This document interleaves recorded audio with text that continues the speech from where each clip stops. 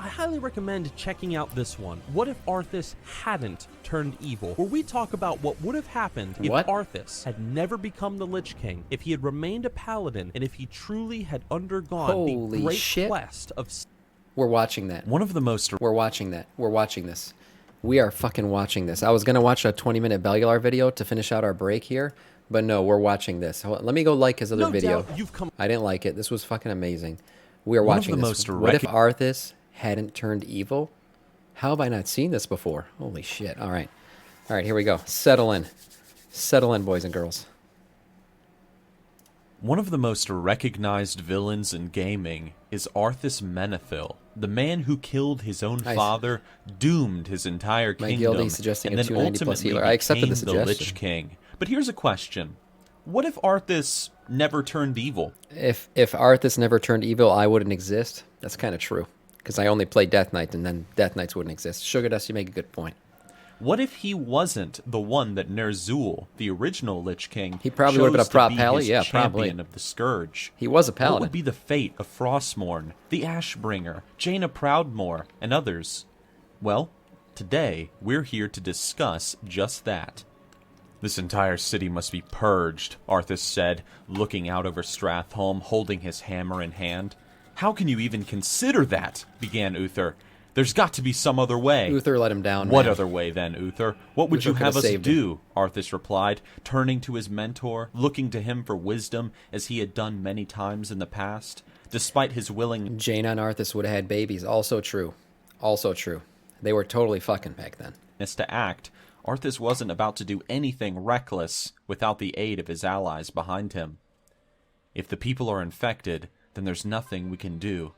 At least not yet. But if we quarantine the city and ask the Kirin Tor for aid in the matter, maybe we can identify who is tainted by the plague and who is not. Pussy plan. He's going to get the entire world killed. I disagree with Uther. Pussy plan. If one person leaks out from that quarantine city, it's fucking COVID Scourge event. Everyone's dying. Pussy plan. Should have listened to Arthas. City must be purged. Deal with the undead as they turn and... hopefully save as many as we can from such a cruel fate. Uther sighed deeply, realizing that it wasn't the best of plans, but to consider the opposite? He didn't even want to ponder on such bloodshed. To quarantine great leaders make hard decisions will take many men, and to screen each person for the Scourge's taint will take months, Uther, Jaina added. Scourge's what? Yes, child, but what other choice do we have? Do we kill these innocents, damning all of them to death, even those who are possibly not yet infected? He's right, Arthas said, running his fingers through what little of beard he carried. Truly, there is no other way. It wasn't a cheap expense, moving so many soldiers and supplies into the eastern territory of Lordaeron to contain Stratholme, but to King Terenas, it was a necessary cost. When the news had reached the king of Stratholme's condition and the plan of his son Arthas and his mentor Uther, he hastily had agreed to it, doing what he could from Capital City to assist the men in the east with containing the plagued city. In a private letter to his son, King Terenas told Arthas that he was proud that they both shared a similar vision for the people of Lordaeron. Oh, you're going to be proud when your son comes back. At all cost.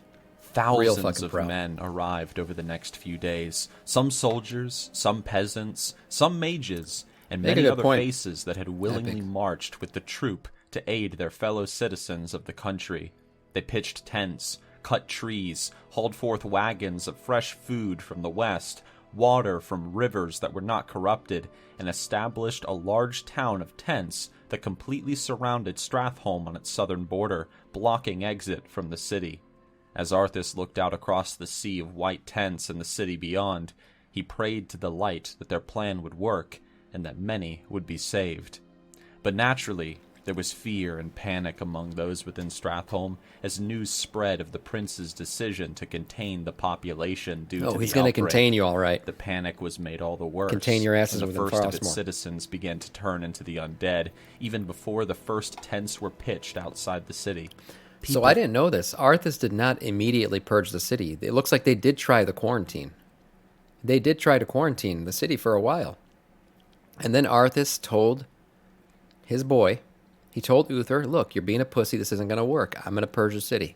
More power to him, feared I agree. to eat the food that lay within Stratholme, leading to granaries being untouched, fruit going rotten in formerly busy markets, and vegetables were left to dry out and wither in the sun. Only food from the eastern glades of Tirisfal was safe to eat, many believed, and so great lines of hungry souls formed each day at the entrance to Stratholme to get their day's rations. I don't think Arthas did All the anything while, wrong. dozens were screened by the mages of the Kirin Tor each day. Although the Scourge's plague was still mostly misunderstood, the mages knew enough that they could detect the faintest traces of corrupting magic within those they studied, although this process took much longer than expected. There were only so many mages and thousands of civilians to examine, leading Arthas and Uther to immediately realize that this screening would take months unless King Taranis could convince the Kirin Tor to send more mages north to assist with the effort. Look, he tried. When a man was discovered to have been tainted, even slightly, he was given an option, either a quick death or to be imprisoned and killed after his conversion into undeath. Damn. Most chose the quick death, but were allowed to visit their families a final time before their ends. Things changed, however, when the first souls in the quarantine camp grew ill with the plague. Not civilians from Stratholme, but soldiers, merchants, and others grew sickly and began to show signs of undeath. Quarantine doesn't work. It was impossible, Arthas thought to himself. How did the plague break out within the camp outside of Stratholme? His only conclusion was that the shipments of food from Tirisfal were now corrupted, meaning the plague had begun to touch the very heart of Lordaeron itself. Naturally, Arthas feared for the life of his father, but now Arthas had to fear for the life of his men, who he originally thought were safe from the plague's influence. Now they too feared the food from Tirisfal, leading to starvation within the quarantine camp, but even more so inside of Stratholme. For a rich kid, Arthas did it good, The mages did their best to check the food for corruption, as well as to this realm. Saying it up, thank you for the follow and welcome to our Scourge. Continue their efforts of screening the citizens of Stratholme, but some folks both in and outside of the city grew so desperate in their hunger that they threw caution to the side, and they ate anyway, many of them converting into undead days later. But what made matters worse is as their slowly failing quarantine of Stratholme continued, news arrived of more and more villages all across eastern and western Lordaeron falling prey to the taint of the Scourge. How can all this be happening and Uther still thinking a quarantine's gonna fucking work? This is not fucking the flu, all right? This is a scourge plague. These people are rising from the dead and ripping people's faces off, eating dicks for lunch. And Uther was like, and Arthas was just like, okay, let's just kill the source here. Let's kill the people in Stratholme. It's gonna suck, but we're saving so many lives by doing Uther. I should call him Arthur. Uther pussied out, and he left his boy to do it on his own. And because he had to do it on his own, he had to go get help by getting Frostmourne and all that other shit. Uther's fault, man. Uther's fault. Eating me for lunch? Yeah, that's what the Scourge would do. Villages had been exposed, leading to thousands of refugees across Lordaeron seeking aid from the capital city, the king, and their prince. The situation was a grim one, Arthas realized, leading him to doubt sometimes in the light. But there was one person who comforted him and gave the prince hope. Jaina? Yeah. Perhaps she comforted him all right. She was naive or just foolish. But as the madness at Stratholme continued, and as Arthas and what men he could muster rallied to deal with the rising threat across the kingdom's villages, Jaina never lost hope, nor lost face. It will be all right, she would tell him in the evenings when they were alone together. We shall outlast this storm. Arthas left Uther in charge of overseeing Stratholme, telling him to save as many as he could with what men he had left. Uther, like Arthas, realized the failing situation that had befallen not just Stratholme, but all of eastern Lordaeron. But he too steeled his resolve and placed his faith within the light. Arthas rode forth with Jaina and his men, and from afar, Uther wished them luck.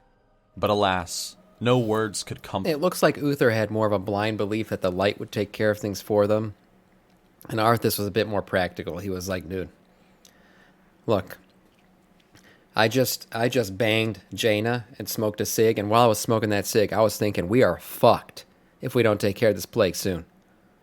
And that's the honest truth. Uther puts out a cig in the ashtray. He goes, so either I'm going to fucking do this without you, or I'm doing it with you. But either way, we're doing this. We're clearing this shit out, because it's spreading. Uther, trust in the light. Fucking horrible decision. For Arthas after news reached him. Arthas had the post-nut clarity, exactly. That's it. Post-nut clarity. The city must be purged. Who hasn't thought about purging a city after post-nut clarity? Right? Happens. Months later that Stratholme had fallen. While Arthas and his host of soldiers had traveled the countryside, killing undead and aiding refugees fleeing from the Scourge's taint, a letter had reached Arthas's hand that said that Stratholme had been overrun. Starvation had led to... Hold on, that's like the 4th or 6th time he said taint. I think he's starting to do it on purpose. I'll be honest, I think he's saying taint on purpose now. More within the city turning at a rate the quarantine could not handle. Yeah, he doesn't need a mage. He just fucked Jaina. He got the wisdom buff. He got an intellect buff, right? Fuck Jaina, he gets the intellect. She is a mage. Oh my god, of course. Of course, now it makes sense. He fucked Jaina. He got the intellect buff because she's a mage. Post-nut clarity intellect buff. Purge a city. There we go, guys. We figured it out. Then the surrounding camp began to turn. Mages of the Kirin Tor became infected, and without enough strong leadership, the situation began to crumble. After all, Uther was just one man. There was only so much that he could do alone to bring some order to the doom that was befalling the East. Having no choice, Arthas ordered Uther and his remaining men back west, telling them to flee the rising tide of undead in the east and make their way to Tirisfal Glades, where they would rendezvous and create a new plan. If they were going to win this war against the plague, Arthas had written, they would need to regroup and discover a way of fighting the plague at its source. They would need to find the cultists, the necromancers like Kel'Thuzad, and any other who was contributing to the spreading of the plague behind the backs of ordinary citizens. It wouldn't be an easy task, but leadership is never easy, Arthas concluded with his letter. The bitterness of the retreat was made all the worse, however, when Arthas arrived in Tirisfal and he received news from the capital. He was summoned back to Capital City, the letter had said, for his father had fallen ill and would not last much longer. Fearing the worst, Arthas rode with haste back to the capital with only his fastest riders at his side, leaving Jaina to meet with Uther once he arrived. King Taranis, who had ruled the kingdom of Lordaeron for 7... Das, holy shit, man. Where have you been? 500 bits. Thank you so much, man. I was thanking you earlier for the 1,000. That's the most bits I ever seen. Thank you so much for the 500 bits. 70 years had fallen sick, but thankfully, Arthas discovered, it was not the plague he was afflicted with. Old age had simply taken its root, and now the stress of watching the kingdom suffer, his lords bicker, Condi, you're right about weight of hearing of Stratholme's You're right about fall, Bolvar. finally weighed the old king down into death. The next morning after his passing, Arthas was crowned king in a ceremony that knew... Hold on. So this is the alternate reality where he doesn't kill his father. His father dies, and now Arthas becomes king. Okay. No songs, no feasts, and hosted no guests.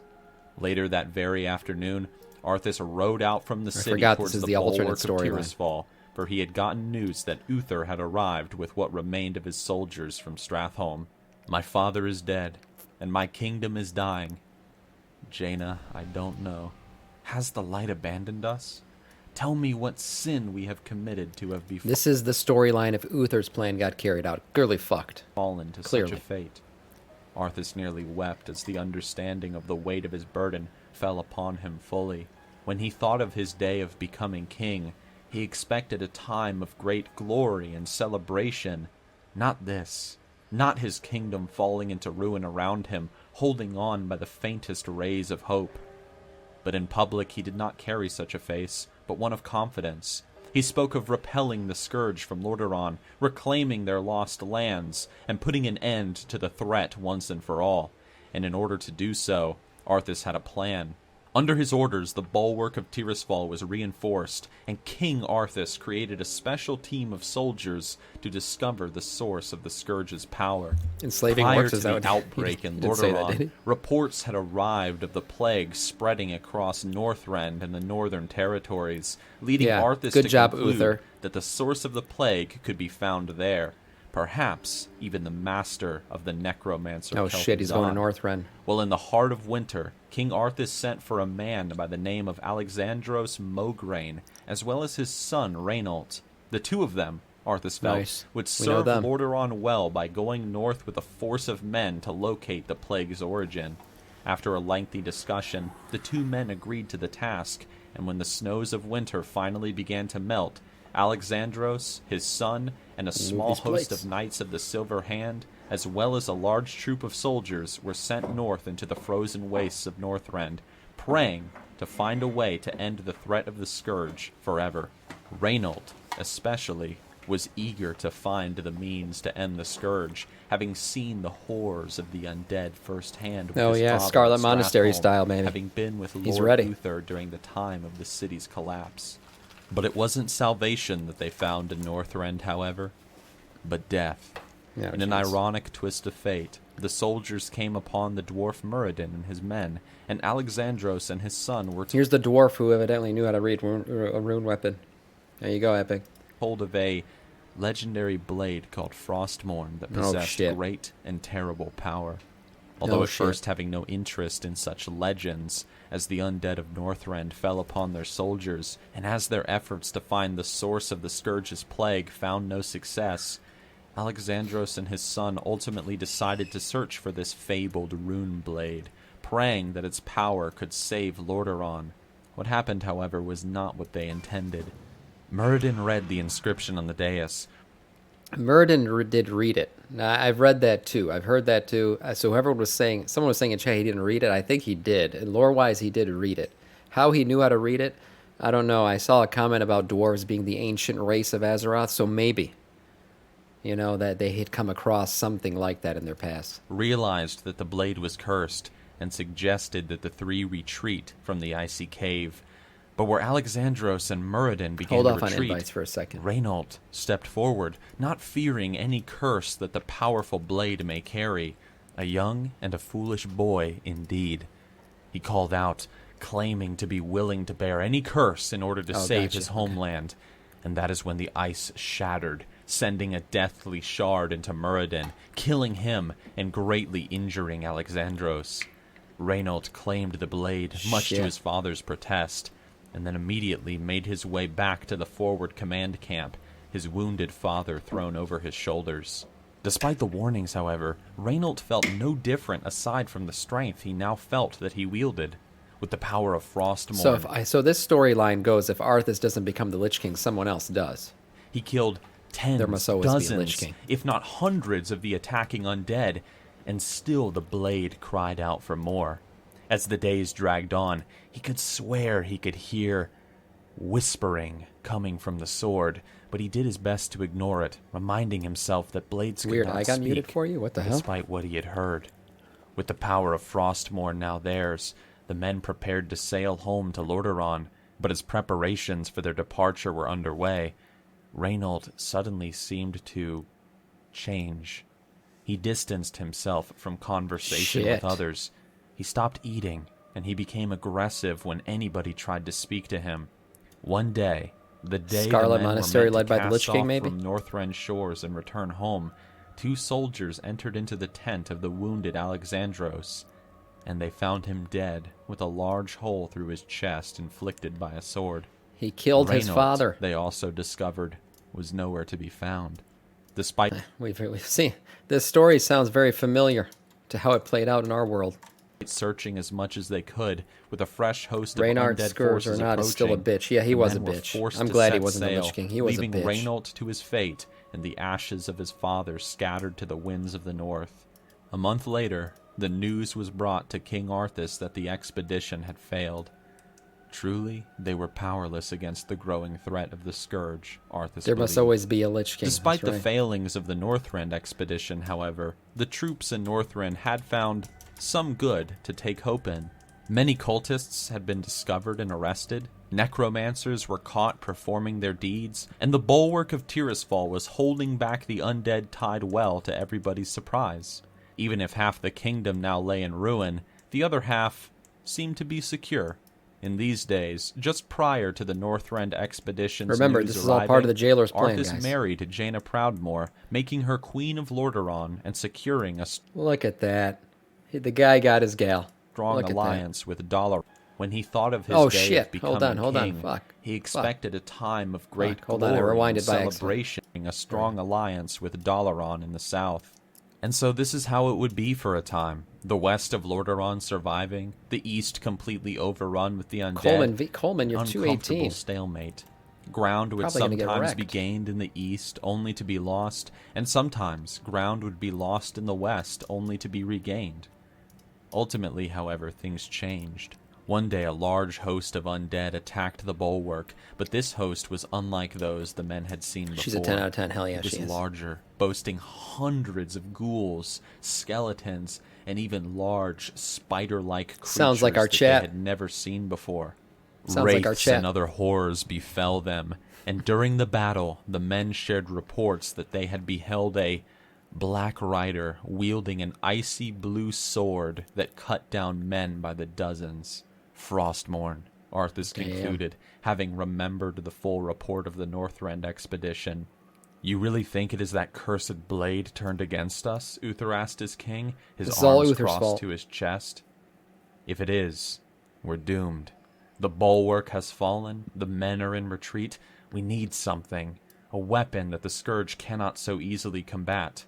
Arthas approached Uther, carrying with him a crystal that the men of the Northrend expedition had given to him. And what sort of weapon would that be? Uther asked. Arthas charged Uther with riding south to Ironforge to speak with the king under the mountain.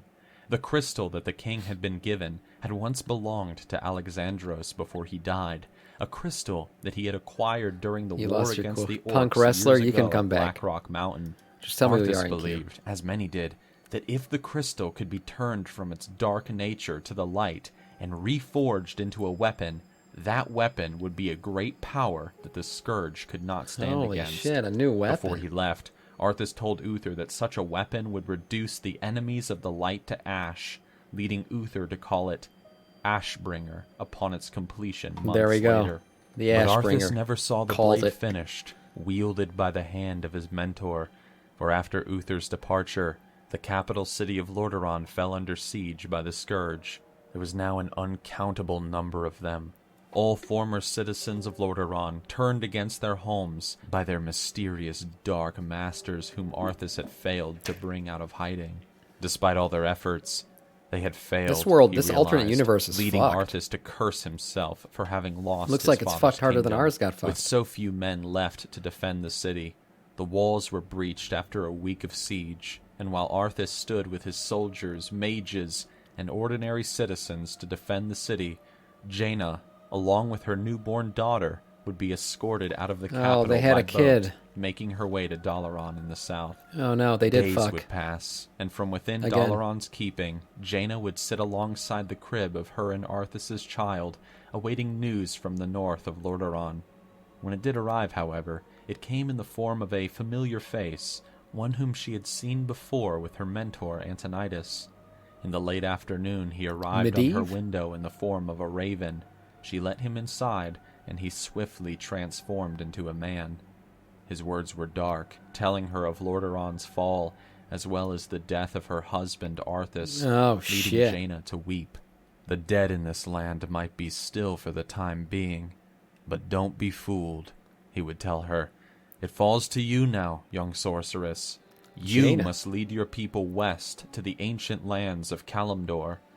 Only there can you combat the shadow and save this world from the flame. Wait, Jaina's got a fucking orc? Jaina would set off west along with Uther, who now wielded the blade that Arthas had put so much faith into. She's got Ashbringer. Together they led a mighty host of soldiers and prepared themselves for the rising flame that Jaina had been warned of.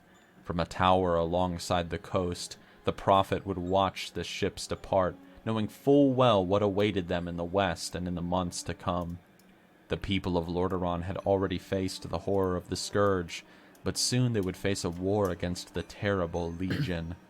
But worst of all... What the fuck? This is getting worse and worse. This alternate reality is absolutely horrible. The Prophet had seen the greatest hardship would be seeing their beloved king turned against them. For while Jaina, Uther, and the survivors of Lordaeron chose to remember King Arthas as a hero who stood and defended his homeland until the very end, they knew not that Reynold had risen him as a Death Knight, now serving the one they would come to know as the Lich King. Oh, shit. Arthas became a Death Knight in the end. Holy shit. That's pretty badass. That was a badass story. Alright, guys. Let's get this fucking party started. That was a great video. Wow. I have to say, that was a great video.